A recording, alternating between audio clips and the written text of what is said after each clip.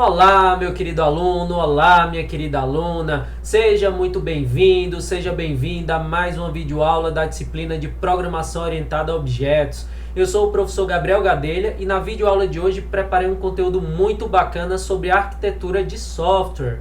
No nosso curso de Ciência da Computação, você vai estudar esse conteúdo somente em disciplinas mais avançadas, talvez no quinto, sexto, sétimo, oitavo semestre. Entretanto, eu fiz questão de adiantar esse assunto de forma bem objetiva, claro que com algumas simplificações e abstrações, mas de modo que vocês consigam entender os conceitos principais que nós vamos aplicar no nosso projeto da disciplina. De toda forma, anotem aí, o objetivo desta aula é apresentar uma introdução sobre a arquitetura de software e definir os principais componentes da arquitetura que nós vamos utilizar no nosso projeto prático que estamos construindo na disciplina de PO. E para alcançarmos esse objetivo, a agenda da videoaula de hoje consiste na definição de arquitetura de software, definição de padrões arquiteturais, vou apresentar alguns padrões arquiteturais para vocês, vou mostrar o padrão Layers, o padrão MVC, o padrão MVP, vou explicar os principais componentes da arquitetura que nós vamos utilizar no projeto prático da nossa disciplina. Para começarmos, vamos bem do início. Você precisa, claro, entender o que é arquitetura de software. Ao longo dos anos, os engenheiros de software trouxeram várias definições do que seria arquitetura de software. Hoje eu trouxe para vocês uma definição apresentada por Garland e Shaw. Quer dizer que é a melhor definição? Não, é uma definição simples que eu acho que vocês vão conseguir entender muito bem. Segundo esses autores, a arquitetura de software é uma coleção de componentes computacionais e a descrição da interação entre esses componentes. A partir dessa definição, nós podemos entender que a arquitetura ela procura se preocupar com o projeto num nível mais alto de abstração, não a nível de classes, não a nível de objetos. Nesse nível nós nos preocupamos com métodos, com atributos. A arquitetura ela vai no nível mais amplo. Nós estamos nos preocupando com componentes, com subsistemas. Percebam que o foco deixa de ser a organização de classes individuais e passa a ser a organização dessas classes em unidades de maior tamanho. Essas unidades podem ser pacotes, como eu já antecipei, componentes, módulos, subsistemas, camadas ou serviços. Na verdade, o nome nem importa nesse primeiro momento. De forma genérica, esses termos que eu acabei de mencionar, eles devem ser entendidos como um conjunto de classes relacionadas. E além desses componentes serem de maior tamanho, obviamente esses componentes estruturais, esses componentes arquiteturais, eles devem ser relevantes para que o sistema atenda seus objetivos. Mais à frente também, na disciplina de Engenharia de Software, vocês vão estudar que existem vários tipos de requisitos, como por exemplo, requisitos funcionais e requisitos não funcionais. Muitos desses requisitos, principalmente os não funcionais, eles vão ser alcançados a partir de uma boa definição de arquitetura.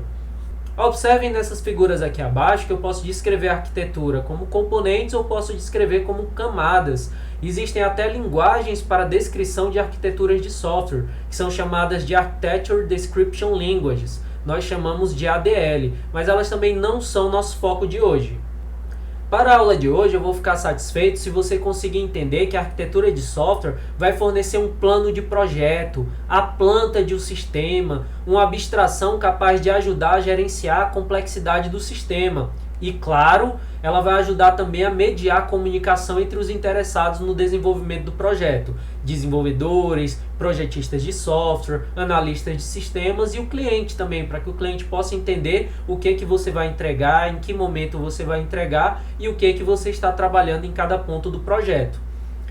Uma analogia interessante é você pensar que para construir uma casa vai ser necessário um ou vários projetos. Por exemplo, um projeto arquitetural, você vai lá no arquiteto, ele constrói a planta da sua casa, você vai precisar de um projeto elétrico, projeto hidráulico e talvez vários outros.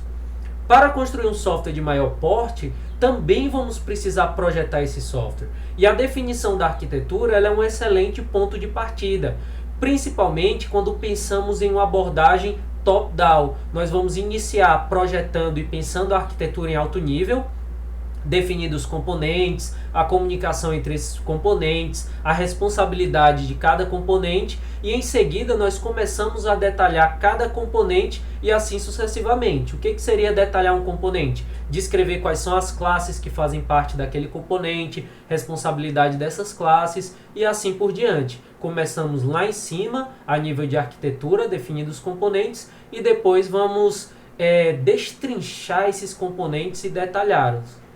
Antes que vocês me perguntem como vamos criar ou inventar uma arquitetura de software, eu quero que vocês percebam que nós não iremos definir uma arquitetura de software partindo do zero ou inventando algo completamente novo a partir dos nossos sonhos e devaneios. Claro que não. Para iniciarmos o planejamento da arquitetura do software que nós vamos construir, nós precisamos primeiro conhecer os padrões arquiteturais. Esses padrões arquiteturais, eles são modelos para arquiteturas de software concretas. Eles especificam as propriedades estruturais do sistema como um todo e vão ter um impacto direto na arquitetura de cada um dos subsistemas. Dessa forma, a escolha de um padrão arquitetural é uma decisão de projeto fundamental quando vamos desenvolver um sistema de software.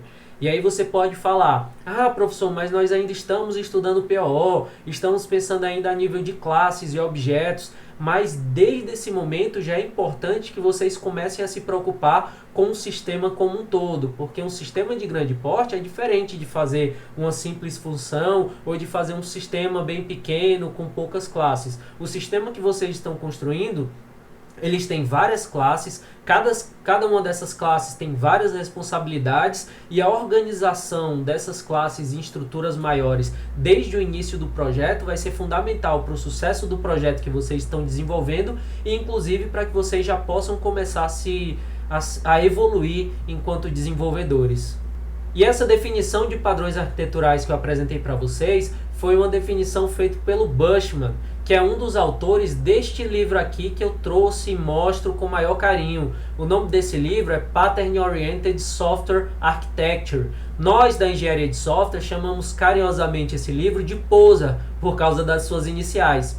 E esse livro, junto com alguns outros livros que eu vou indicar ao longo da disciplina de POO, é uma das leituras clássicas e eu diria que é praticamente obrigatório para quem deseja chegar ao topo do desenvolvimento de software.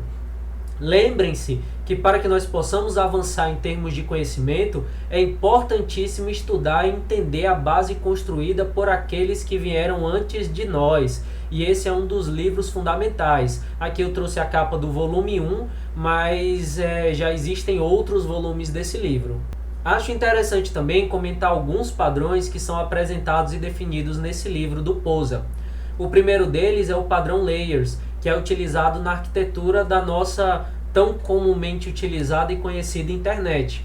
Tem outro padrão também que é bem legal, que é o Pipes and Filters, que é utilizado na arquitetura dos principais compiladores. Lá na frente também, eu acho que é no 6º semestre de vocês vão fazer a disciplina de compiladores e vão entender um pouco mais sobre essa arquitetura que é utilizada nos compiladores atuais. Existe também a arquitetura Blackbird, que é utilizada em sistemas de reconhecimento de linguagem falada. O padrão Broker, que particularmente eu tenho utilizado em aplicações para a internet das coisas que utilizam o protocolo MQTT. Esse protocolo MQTT ele exige a presença de um broker e ele foi pensado já a partir dessas arquiteturas clássicas, como as que esse livro apresenta. Tem outro padrão de projeto também que é muito famoso, principalmente para vocês que já desenvolveram alguma coisa para web, talvez, que é o Model View Controller. Quando eu falo que vocês que desenvolvem algo para web devem conhecer, é porque esse padrão ele é utilizado em muitos frameworks que apoiam o desenvolvimento web, como por exemplo Spring MVC, para quem programa web com Java, o Rails, para quem programa web com Ruby, o Laravel e vários outros. Praticamente para cada linguagem de programação que te ajuda a construir softwares web, vão ter alguns frameworks que se baseiam ou que vão te ajudar a implementar uma arquitetura baseada no MVC. MVC é como nós chamamos carinhosamente esse padrão arquitetural Model View Controller. Lembrando que nesta videoaula eu não vou me aprofundar nesses conceitos, nesses padrões. Claro que nós vamos poder conversar a respeito no nosso encontro síncrono, portanto lembrem-se de anotar as dúvidas. Eu quero com essa videoaula mais despertar a curiosidade de vocês para esse assunto que é tão legal e tão importante para quem desenvolve software. Apesar dessas definições que eu apresentei para vocês, eu quero que vocês entendam que os padrões, sejam padrões arquiteturais, que é o assunto da nossa aula de hoje, ou padrões de projeto, que eu vou apresentar para vocês e conversar muito a respeito na nossa terceira unidade, mas ambos buscam resolver problemas recorrentes no desenvolvimento de software.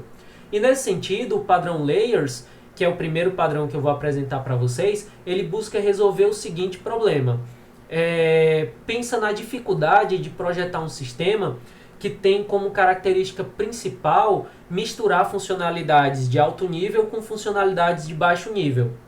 Além disso, a parte de baixo nível ela fica frequentemente mais próxima do hardware e a parte de mais alto nível ela fica mais frequentemente próxima do usuário. Muito provavelmente deve existir um fluxo de comunicação que vai consistir de pedidos fluindo do que está mais alto nível, próximo do usuário, para o que está mais baixo nível, próximo do hardware. Por outro lado, as respostas, quando elas vêm do sistema, elas seguem uma direção contrária. Elas vêm das camadas de mais baixo nível, né? Eu já estou antecipando que são camadas, mas ela vem do mais baixo nível, próximo do hardware, até a apresentação para o usuário, que é no nível mais alto. E esse padrão Layers propõe exatamente que, para que a gente consiga solucionar esse problema, nós devemos decompor um sistema em camadas e componentes. Vejam aqui nessa figura que eu trouxe para vocês, eu tenho 3 camadas: Presentation Layer, Business Layer, Persistence Layer e Database Layer. E além disso, dentro das camadas eu tenho componentes. Para facilitar para vocês, vamos pensar em cada camada como sendo um subsistema que adiciona valor para subsistemas de menor nível de abstração. A camada de apresentação, Presentation Layer, é o subsistema de mais alto nível de abstração. Ela fornece funcionalidades ou serviços para a camada imediatamente abaixo, que é a camada de Business Layer, que por sua vez fornece serviços ou utiliza serviços da camada imediatamente abaixo, que é a Persistence Layer, e assim sucessivamente. Além disso, existem os componentes que são paralelos a outros componentes e estão na mesma camada. Vejam que em algumas das camadas eu tenho mais de um componente, e eles são paralelos porque eles se encontram na mesma camada. Agora chegamos no famoso padrão Model View Controller, que, como eu já falei, chamamos de MVC. Esse padrão ele é um padrão bem antigo, ali do final da década de 70, e ele foi pensado para ser utilizado como arquitetura para sistemas ou aplicativos desktop. Isso mesmo, só que na verdade ele se popularizou como um padrão a ser utilizado no desenvolvimento de sistemas web. Isso porque ele foi utilizado por milhares é muito forte, né? Ele foi utilizado por pelo menos dezenas de frameworks web, como eu citei para vocês agora há pouco. E esse padrão, ele busca enfrentar o seguinte problema. Na verdade, eu posso descrever alguns problemas que esse padrão consegue enfrentar. O primeiro deles é que interfaces com o usuário, elas costumam ser bem sensíveis à mudança. O usuário está sempre querendo mudar as funcionalidades e as interfaces das aplicações, porque as interfaces são a porta de entrada do usuário para o sistema. Então essas funcionalidades elas frequentemente sofrem alterações. Se o sistema tem dificuldade para suportar essas mudanças, nós vamos ter um grande problema no desenvolvimento. Eu espero que vocês lembrem das nossas primeiras aulas da disciplina, quando eu falei que um dos objetivos das evoluções das linguagens de programação não é só fazer com que você desenvolva um software mais rápido, mas sim fazer com que você desenvolva software flexível, software que seja mais fácil de acomodar mudanças, porque as mudanças elas são extremamente frequentes no desenvolvimento de software. E os padrões, tanto os padrões arquiteturais quanto os padrões de projeto, também vão nos auxiliar na construção de softwares flexíveis que nós vamos conseguir mudar com maior facilidade, que nós vamos conseguir acomodar mudanças com maior facilidade, porque são softwares flexíveis. A arquitetura de software é um ponto que pode te apoiar a adicionar uma grande flexibilidade. Mas além disso, a aplicação ela pode ter que ser implementada também em outras plataformas. Hoje, por exemplo, é muito comum você desenvolver uma aplicação web que futuramente você pode precisar também criar uma interface mobile para essa aplicação. A parte web ela já pode oferecer uma API que vai ser usada pela parte mobile, e o que você vai precisar implementar seria só a camada de apresentação, a visão. E mais, observem nessa figura aqui que nós queremos que as mudanças nos dados elas sejam refletidas nas diversas interfaces para aquele mesmo dado. Isso significa que eu trouxe o exemplo de uma planilha eletrônica, né? Eu tenho aqui os dados e tenho vários gráficos diferentes a partir dos mesmos dados. Mas eu poderia pensar nos dados de uma aplicação, e essa aplicação ela tem interface desktop, interface mobile e interface web, por exemplo. Quando houver alguma mudança nesses dados, essas mudanças precisam ser refletidas nas 3 interfaces para esse mesmo sistema. E para resolver esse problema, o MVC, como vocês podem ver nessa figura, ele propõe uma divisão em 3 camadas. Eu tenho a camada de visão, do inglês view, a camada do modelo, do inglês model, e a camada do controlador, do inglês controller. Traduzindo para o português, a expressão significaria modelo, visão, controlador. Em termos práticos e de forma bem resumida, utilizar o padrão MVC significa dividir a aplicação em camadas. Ah, professor, mas você acabou de falar do padrão Layers. Mas é diferente, porque no MVC nós vamos ter uma camada da interface do usuário, que nós chamamos de View. Na View, nós vamos exibir uma representação dos dados. Podem ser gráficos, podem ser tabelas, mas é onde nós vamos mostrar os dados. Nós vamos ter também uma camada para manipulação das regras de negócio. Essa camada ela contém, por exemplo, as estruturas de dados, ela é responsável pela leitura, manipulação e validação dos dados. Nessa camada nós vamos tratar as regras de negócio e restrições da aplicação. E aí você fala, professor, estou em PO agora, eu nem sei o que é uma regra de negócio. Pensa na regra de negócio como os algoritmos principais, aquele conjunto que você vai implementar, que tem um monte de if-else, que tem verificações, que tem validações. Essa camada do model, ela deve notificar tanto a view quanto o controller, que vai ser associado a ela, quando ocorre alguma mudança em seu estado. Se vocês lembram, pensando a nível de classe, de objeto, o estado de um objeto é o valor dos seus atributos num dado momento. Uma aplicação, ela armazena dados. Quando esses dados mudam, tanto a view quanto o controller precisam saber dessa mudança. E é aí que chegamos à terceira camada, que é a camada de controle. Ela vai exercer o controle de qual model deve ser invocado e qual view será mostrada ao usuário. Nós podemos dizer que essa camada ela faz uma gerência das outras 2 camadas.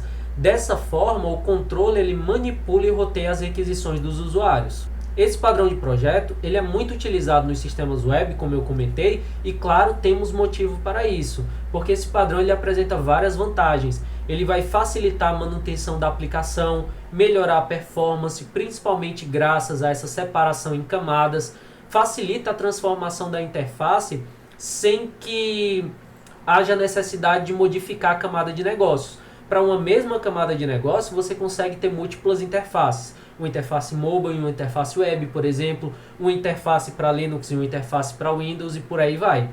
Essa arquitetura modular ela vai permitir tanto aos desenvolvedores quanto designers que eles consigam trabalhar em paralelo. O desenvolvedor ele pode ficar focado no desenvolvimento da camada de modelo, enquanto o designer está focado no desenvolvimento da camada de visão. E eles conseguem trabalhar em paralelo sem que nenhum atrapalhe o trabalho do outro. Existem ainda outras vantagens que depois vocês podem pesquisar e vocês mesmos vão perceber ao longo dos projetos que vocês vão desenvolver. Mas não vamos parar por aqui. Eu quero trazer para vocês também hoje o padrão Model View Presenter, que nós também chamamos carinhosamente por uma sigla que é o MVP. Esse padrão ele é uma variação do MVC e tem como objetivo principal separar a camada de apresentação, aqui a view, das camadas de regras de negócios e dados, evitando que o modelo se comunique diretamente com a visão. Ele evita essa comunicação aqui direta, sem passar pelo presenter. Sempre que o modelo precisa se comunicar com a visão, no MVP ele passa aqui pelo presenter. Essa camada presenter de apresentação, ela é muito similar à camada controller do MVC. A sua função principal vai ser mediar a comunicação entre as outras camadas, o model e o view. Ela vai atuar sobre a camada de visão e sobre a camada de modelo, recebendo os dados da camada de modelo, formatando esses dados aqui e enviando para a camada de visão exibir para o usuário.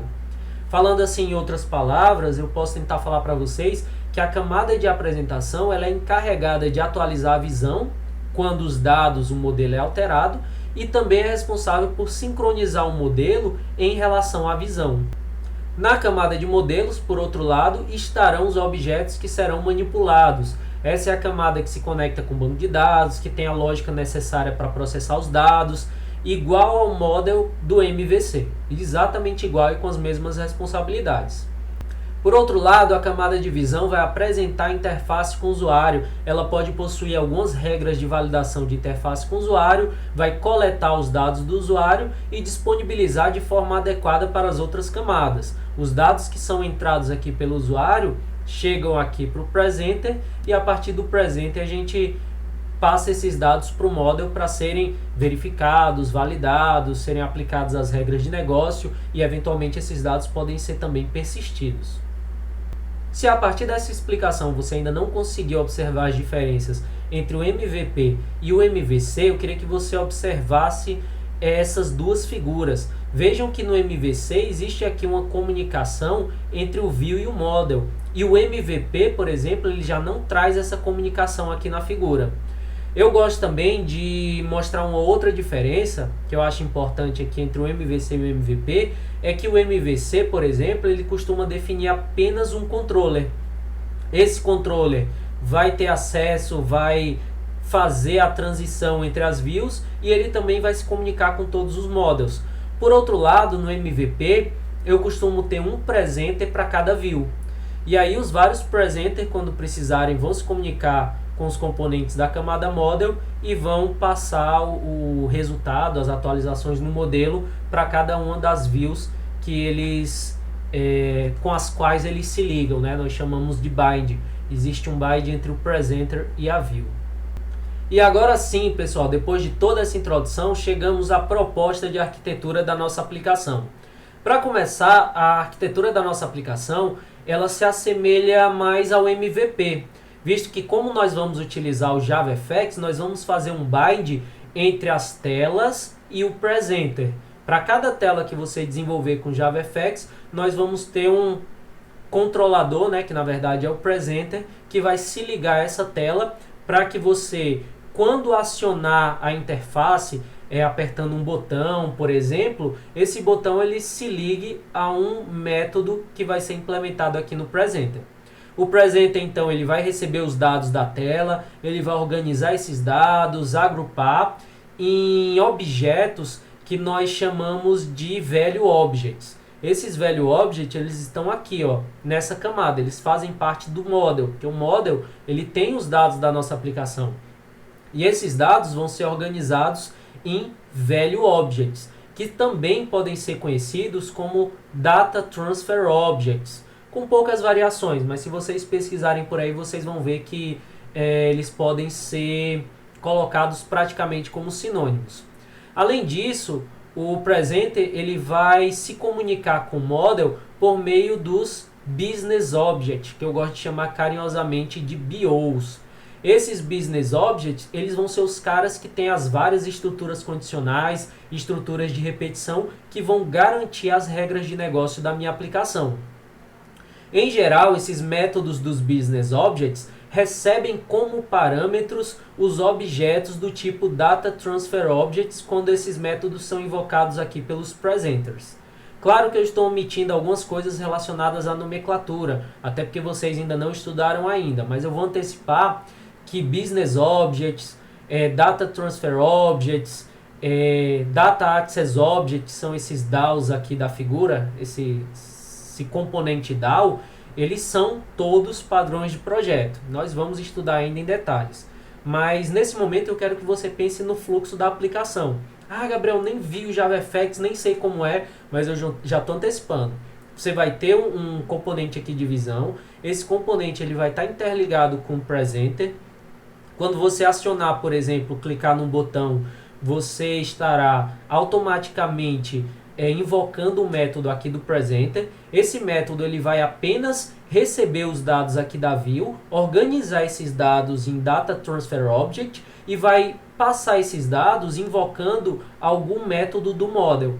Esse método do model ele vai ser implementado em alguma classe do tipo Business Object. Essa classe Business Object vai fazer validações, verificações e eventualmente, se precisar acessar o banco de dados, seja para realizar alguma persistência ou para fazer alguma busca, ela vai solicitar, ela vai se comunicar com objetos que estão no componente DAO, Data Access Object. Somente esses componentes DAO, essas classes desse componente DAO, têm acesso ao banco de dados.